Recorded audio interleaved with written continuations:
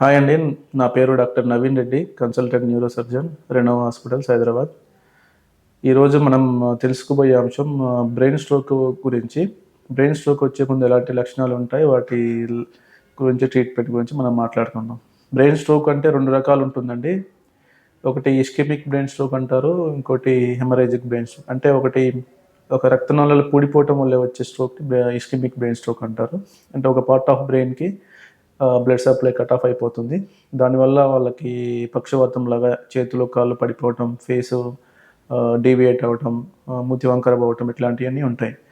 So, దీన్ని ischaemic అంటారు. ఇంకోటి హెమరేజిక్ అంటే రక్తనాళాలు బీపీ ఎక్కువైపోయి రక్తనాళాలు చిట్లిపోవటం వల్ల బ్రె బ్లడ్‌లోకి బ్రెయిన్‌లోకి బ్లడ్ అనేది ఫోర్స్‌ఫుల్‌గా రావటం వల్ల బ్రెయిన్ డ్యామేజ్ అవ్వటం వల్ల దానివల్ల కూడా పక్షవాతం వస్తుంది. సేమ్ ఒక సైడ్ పారాలిసిస్ వస్తుందనమాట.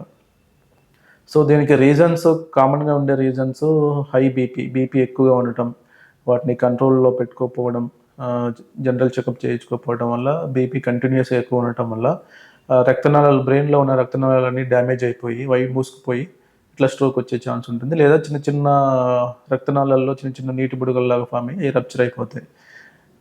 దానివల్ల కూడా ఈ హెమరేజిక్ స్ట్రోక్ అనేది వస్తుంది. సో, ఈ లక్షణాలంటే ఈ బ్రెయిన్ స్ట్రోక్ వచ్చే లక్షణాలు యూజువల్‌గా పక్షవాతం అంటాం. చెయ్యి, కాలు పడిపోవటం, ఫేస్‌లో మూతి వంకర పోవటం, బీపీ ఎక్కువ ఉండటం, వాళ్ళు మత్తుగా ఉండటం, కొంతమంది కోమాలో ఉంటారు. కొంతమంది కాన్షియస్ ఉంటారు. కొంతమందికి ఇనీషియల్ సైన్స్ ఉంటాయన్నమాట. టీఐఏ అంటాం, ట్రాన్సియంట్ ఇస్కెమిక్ అటాక్స్. వాళ్ళకి వార్నింగ్ సైన్ లాగా బ్రీఫ్ పీరియడ్ ఆఫ్ టైమ్ వాళ్ళకి చేతి, కాళ్ళు వీక్‌నెస్ రావటం సడెన్‌గా. దానంతట అదే మళ్ళీ ఇంప్రూవ్ అవ్వటం.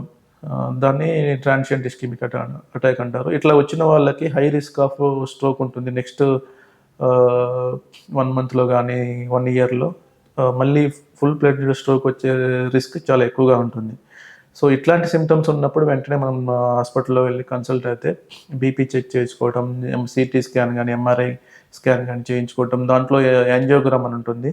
మనకి రక్తనాళాల గురించి టెస్ట్ చేసుకొని యాంజియోగ్రామ్‌లో ఎక్కడ బ్లాక్ ఉంది, ఎక్కడైనా బ్లాక్ ఉందా లేదా అని తెలుసుకుంటాం అనమాట.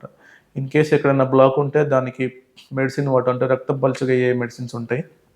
అవి ఏది రక్తనాళాలు పూడిపోకుండా ఈ మెడిసిన్స్ అనేది ఉంచుతాయన్నమాట. దీనివల్ల వాళ్ళకి ఫర్దర్ ఫ్యూచర్‌లో స్ట్రోక్ రాకుండా ఉంటుంది. ఆల్రెడీ స్ట్రోక్ వచ్చిన వాళ్ళకి, అంటే ఇస్కెమిక్ గానీ, హెమరేజిక్ స్ట్రోక్ వచ్చిన వాళ్ళకి, వాళ్ళు హాస్పిటల్‌లో అడ్మిట్ అయ్యి వాళ్ళకి further investigations, MRI brain, CT brain చేసి వాళ్ళకి ఈ మెడిసిన్ స్టార్ట్ చేస్తారు. కొంతమంది బాగా డీప్ కోమాలో ఉంటారు. వాళ్ళకి బ్రెయిన్‌లో ప్రెషర్ పెరుగుతుంటుంది ఈ స్ట్రోక్ వల్ల, వాపు వల్ల. మెదడు వాపు వస్తుంది కాబట్టి.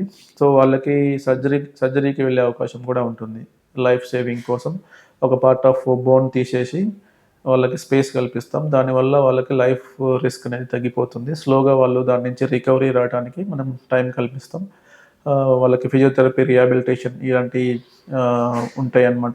ఈ రిహాబిలిటేషన్ తర్వాత స్లోగా వాళ్ళకి చేతిలో, కాళ్ళలో కొంచెం మందికి ఇంప్రూవ్‌మెంట్ వస్తుంది. కాన్షియస్ లెవెల్స్ కూడా చాలా మందికి ఇంప్రూవ్‌మెంట్ వస్తుంది. సో, ఇలా ఈ ప్రాసెస్ ఉంటుంది అనమాట బ్రెయిన్ స్ట్రోక్‌లో.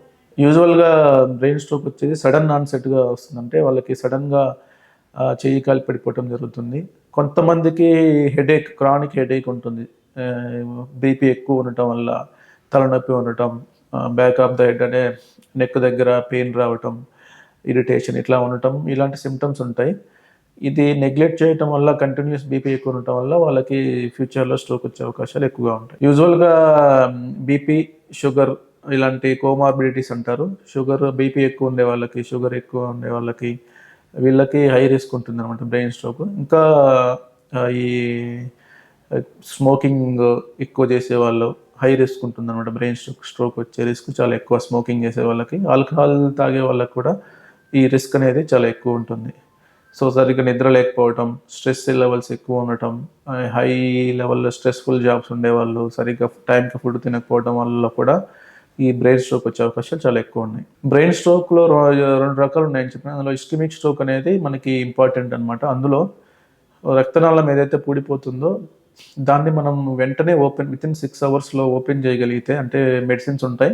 థ్రాంబోలైటిక్ మెడికేషన్ ఉంటుంది. ఆ మెడిసిన్ ఇచ్చినప్పుడు ఎక్కడైతే రక్తనాళం బ్లడ్ వెసల్ పూడిపోయిందో అక్కడ ఓపెన్ అవుతుంది. సో, బ్రెయిన్‌కి మళ్ళీ బ్లడ్ పర్ఫ్యూజన్, అంటే బ్లడ్ సప్లై మళ్ళీ అందుతుంది. దానివల్ల నర్వ్స్ అనేది బ్రెయిన్లో ఉన్న నర్వ్స్ అనేది డ్యామేజ్ అనేది తగ్గటం వల్ల వాళ్ళకి మళ్ళీ హ్యాండ్ లెగ్ వీక్నెస్ పక్షవాతం అనేది మళ్ళీ ఇంప్రూవ్ అయిపోయి వాళ్ళు మళ్ళీ నార్మల్గా నడవగలుగుతారు, నార్మల్గా పని చేసుకోగలుగుతారు చేతితోటి.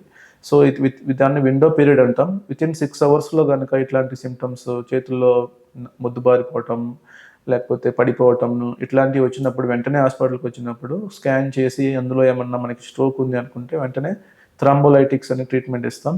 దానివల్ల వాళ్ళకి పర్మనెంట్ డిజేబిలిటీ అవాయిడ్ చేయొచ్చు. అంటే హ్యాండ్ లెగ్ వీక్నెస్ పక్షవాతం అనేది అవాయిడ్ చేయొచ్చు అనమాట.